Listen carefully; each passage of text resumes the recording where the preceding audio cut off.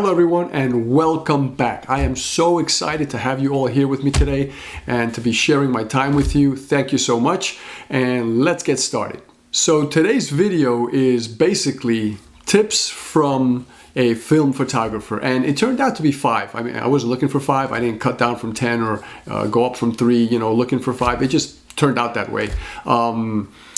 It's basically a streamlining your photography type thing, helping you streamline your photography. And I want to go into some clarifications here. So if it sounds like I'm saying that film photographers are better than digital photographers, that's not what I'm saying.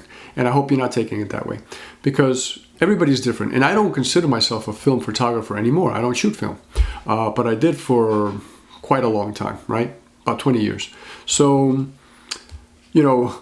So what does that mean, right? Well, film photographers are going to have a different way of seeing things, just like digital photographers have a different way of seeing things, and they both have pros and cons. And that's my style, right? I use that a lot, pros and cons for everything, and everything depends, right? It depends on what you're doing and what you need. So let's talk about digital photographers first, right? Because like I said, we're different, and I say we as if I was a film photographer, but we're all different, right? Film photographers, digital photographers, videographers, and we have a lot of stuff in common. So right off the bat, digital photographers are better with software, right? A film photographer never had to worry about that stuff. So I'm just clarifying here so you know that I'm not saying one is better than the other. Digital photographers had knowledge with software, with computers, right? Have knowledge with software, with computers, with mobile apps, because these are the things that they use all the time. With mobile devices and mobile apps, right? And because digital photographers are dealing with digital cameras, well, digital cameras are computers, right? I hope you realize that. They're extremely high tech, and because they're computers, well, they get outdated, unfortunately, right? You can update the software only so long before the computers that are out now or the cameras that are out now are so far ahead that you look at yours and go, I kind of want the new toy now, right? And sometimes, like right now, we've gotten good enough that even older cameras, digital cameras, are pretty good. But it used to be that your older digital camera was really not keeping up with the Joneses, if you want to put it that way. But it was just not keeping up with new photography and what the photographers were doing currently. So you had to upgrade, right? So the other clarification is we're talking about advice from film photographers because the trend is we're moving from film to digital. So these film photographers have some knowledge that they can give digital photographers. If we were going from digital to film, then we'd be talking to digital photographers, asking them what advice they have for us in moving over to film, right? So just clearing that up. So without delay, here's tip number 1. Better equipment care. And you've heard me say this in the other videos. I use it as examples, but really that's the first one. Better equipment care. So back in the day, film equipment, right? You look at this puppy over here. This is a Canon F1. This thing weighs, I can't tell you how much this weighs. I don't even know. And it's got the motor drive and a battery mount. This thing weighs a lot. These things went forever, right? Cameras just lasted a lot longer, so people felt obligated to take care of them more because you had a camera. That camera, I shot that for 19 years, that camera alone. So you had to take care of it, right? Because that was going to be your camera. You spent a lot of money on something like that, so you took care of it. You weren't upgrading every 5 or 6 years or every 3 years. Or in some cases, professional photographers that are making tons of money off their equipment, they upgrade every year, right? So each camera manufacturer had less crap out there. And I say crap, loosely, right? I love all that crap. A camera like this, right? It was a high-end camera. But if you look at the cheaper versions, they did the same thing. This had better materials, built like a tank, right? And maybe faster shutter speed. I think this went to, and I know you're not going to be impressed, 2,000th of a second, right? But the other cameras had 1,000th of a second, so you paid for that. So, things like that, right? But there weren't all those options. There was the SLR, and then there were the little point and shoots that were made out of plastic, and they weren't cheap either. So you held on to those, and you took care of those as well. Imagine this, and I know you might not believe it, but you can look it up. This camera, this is called the new F1, because there was an F1, and then the F1 new came out. If you take the battery pack off, and then the motor, which gave it, 7 frames per second, a whopping 7 frames per second, or maybe 5, I don't remember. The bottom of this camera The bottom of this camera, in the manual, it said you can use it as a hammer. No freaking way. Yes freaking way. The bottom of this camera was a hammer. It said if you go hiking and you have to, you don't have anything to bang in your spikes to put up your tent, use the bottom of the camera. Could you imagine using the bottom of any camera today to drive in spikes for your tent? Gone, right? Plastic shatter all over the place. That's the kind of materials you were dealing with, right? So you took care of that stuff because they made it to last, right? And the other thing is, it was the culture of care. What do I mean by that? The mindsets were different back in the day, right? I know I sound like your father probably, or like many of you's father.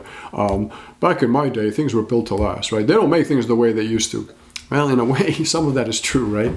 And you'll see why. What I've just told you for sure, right? As one example. But the other one is, I remember my dad coming home one Friday, and he used to walk from the train station. We were living in New York, and he shows up with this fan, like one of those table fans, but this thing weighed like 10 times what this camera weighs. It was cast iron and stainless. Beautiful looking thing. But it was built also to last. And, he plugged it in and he said, I don't understand why they left this out on the sidewalk. And of course it didn't work, right? So I'm thinking, well, I know why they left it out, because the thing's broken. And, he takes it apart and he says, why don't you help me clean it? So I start cleaning the propellers. He took everything apart and the fence out so your fingers don't get caught by the propeller and all that. And then he opens it up and he sees the motor and he's showing me the wire, and one of the wires was burnt. So he replaces the wire. We go to the hardware store. He gets a wire and he replaces it. He puts the whole thing back together and voila, this fan is working smoothly. He lubricated it all before he put it together. And not only was it beautiful, it was quiet and it was nice. And he said, you see, I don't understand why people throw these things out. They're wonderful. They're built to last. It was a different culture. You don't do that today. Today, something breaks, right? This little remote breaks. You throw it in the garbage and you see if you can get another one. It's just the way things are, right? So the bottom line, take care of your equipment. Tip number 1, take care of your equipment. Treat it as you were a photographer in the film days. Take care of it, because you know what? What if things change? If you're one of those photographers that's changing equipment every year and your business slows down. COVID? Oh, I didn't say that. So what happens? Well, maybe you have to hold on to it for 3 to 5 years. And if you were treating your stuff like crap because you were expecting to get rid of it, S out of luck, right? I won't say the word. But you know what I mean, right? So I'll leave it at that. Take your equipment. Don't take your equipment for granted. Take care of your equipment and help it last longer, okay? Tip number 1. Tip number 2. Write while you learn. You can do this on a notepad like I did, little notepad with a pen. You can do it on your phone. You can do it however you want. Write as you learn. When you're walking into a park, when you're taking pictures of whatever it is you're taking, jot down what you're doing, your aperture, your ISO.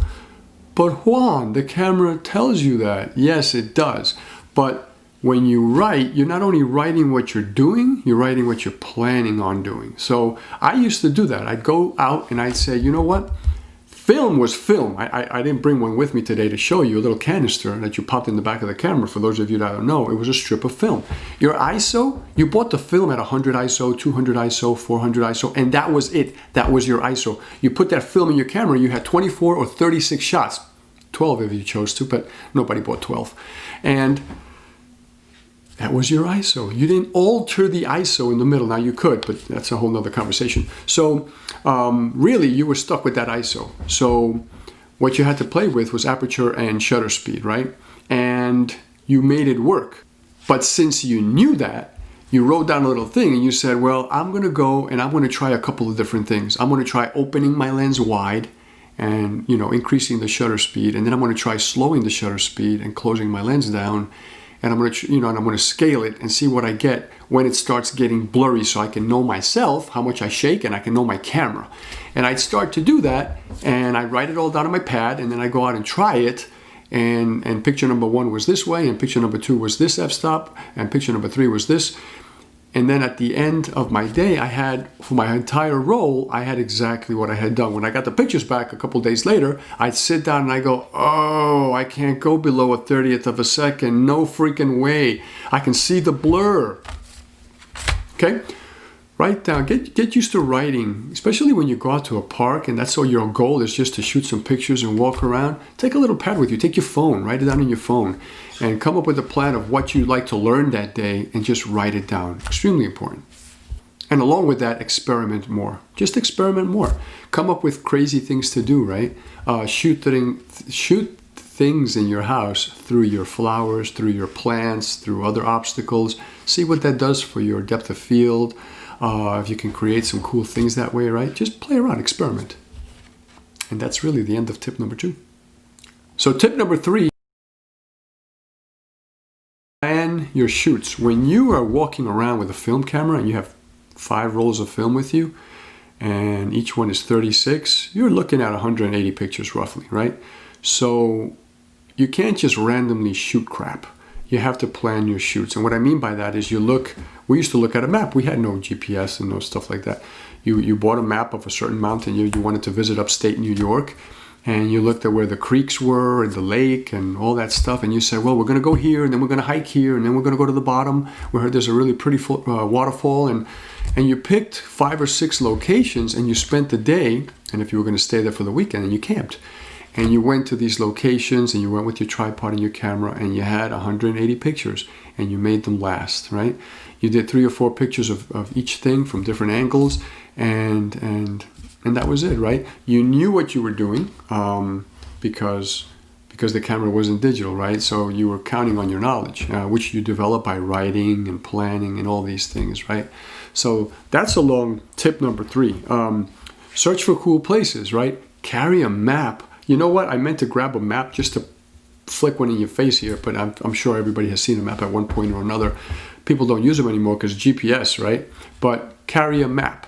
Why? Because if you're hiking up a mountain and you lose your phone signal, well, it's nice to know you can get out of the mountain, but it's also nice to know that you have no signal. You can find some other cool, nice places, right? So it doesn't hurt. If you're going to go on something like a 3 or 4 day thing, invest in a small map that you can buy online or buy from the city or state or country where you're going, and just carry it in your backpack, okay?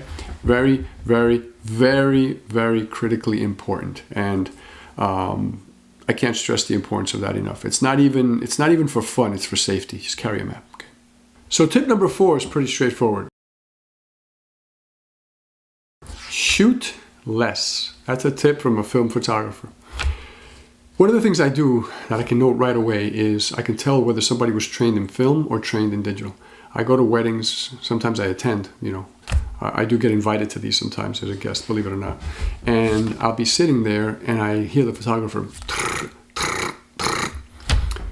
digital, trained in digital, right? And then you see the photographer now and then waiting for the next cool pose, right? That's probably a photographer that started in film. I do it for many reasons. First of all, it's habit. When I went into a wedding with 5 to 10 rolls of film, I was very limited in how many pictures I had. So I had to be selective, right? Even though this thing that I just showed you has a motor and I could shoot 7 frames per second, you did it when you really had to. I mean, it was more for like sports and action stuff that I wanted to play with, right? Dropping something into a tank of water and stuff like that. For the most part, I avoided doing that because that could eat up your film very quickly, right? And you need to last till the end of a wedding. And you don't know what surprises are coming at the end of the wedding, right? So shoot less, right? It makes you more selective. It makes you think a little more about, the bride is coming down the aisle. You're looking at her steps. You're looking at her smile. You're looking at if the father's bringing her down. You're looking at him, you're looking at posture, and you're looking at the sun hitting them or where they're in there in the shade. And as soon as it's good, you hit the button. As soon as you see another good one, you hit the button. And maybe as soon as you see another good one, you hit the button, right? And you got 3 or 4 good shots instead of, because then you're going to be looking at 6,000 pictures. And that's the second reason. I personally don't want to and don't have time to look at 6,000 pictures, 3,000 pictures. I used to like looking at 300 from a wedding, sometimes less than that. Now with digital, I've gone up to 1,000, and that's not a happy day for me when I have to sit on my computer and look at 1,000 pictures. So I prefer 600 to 800, out of a wedding.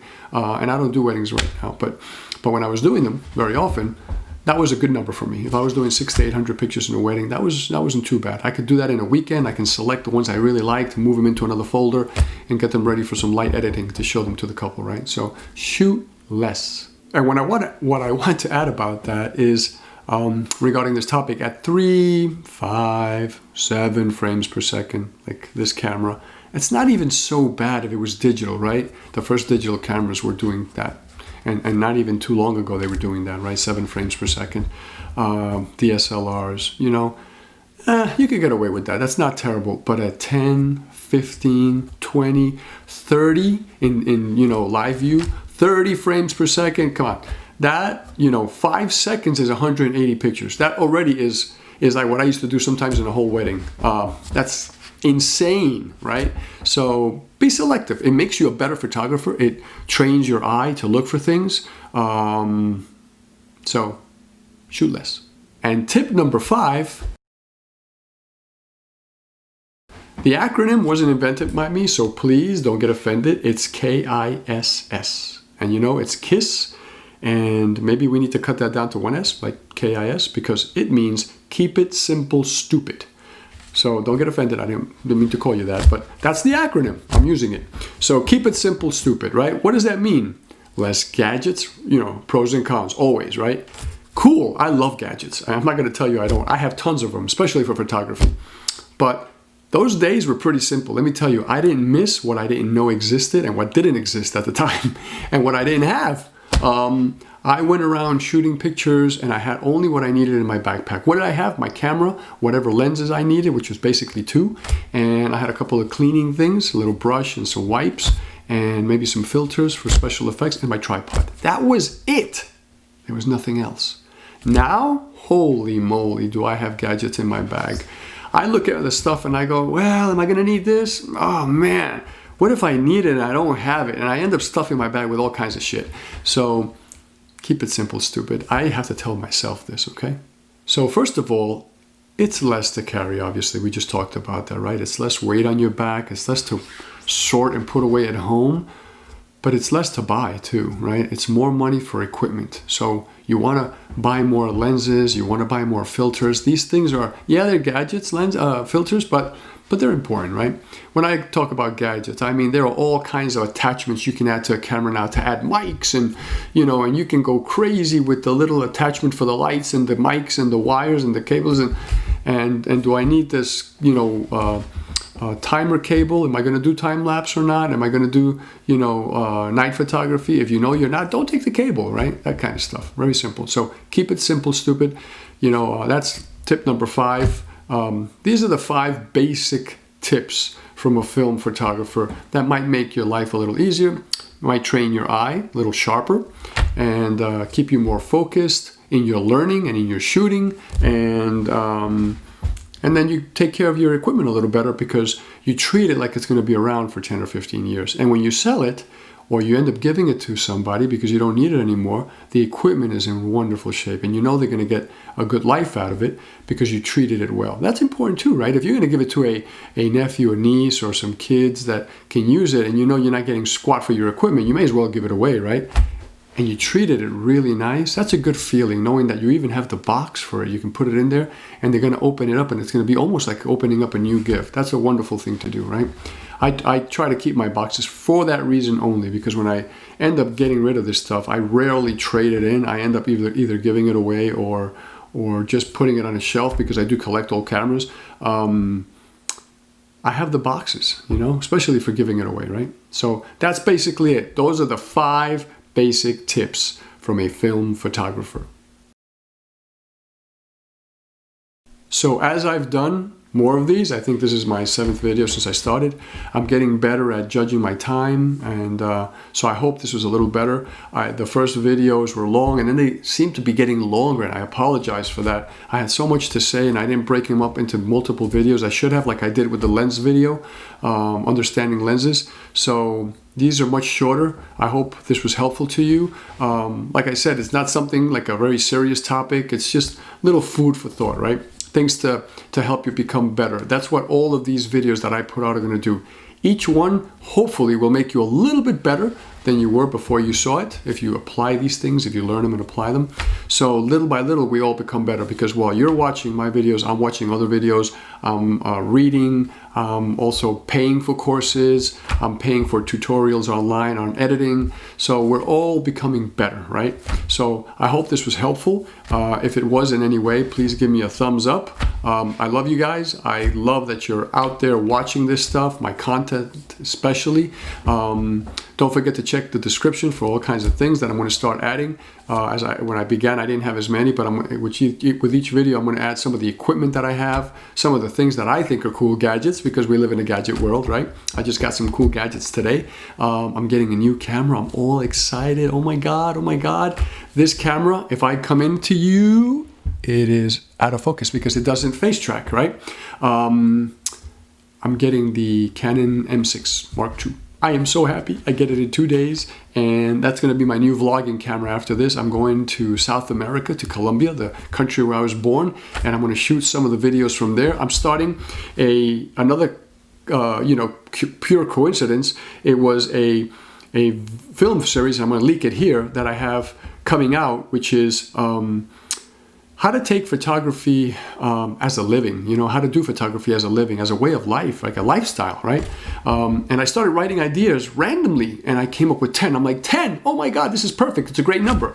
So I'm probably gonna start that either here before I leave or in South America. I'll start recording, and then I'll edit when I get back, and I'll start putting those out. So it's 10 videos treating photography as a lifestyle. It's gonna be loaded with mindset stuff, right?